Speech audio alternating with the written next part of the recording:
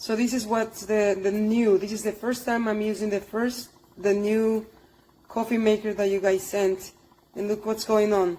Not only water is leaking from the little screw, but from the seal, the coffee is dripping.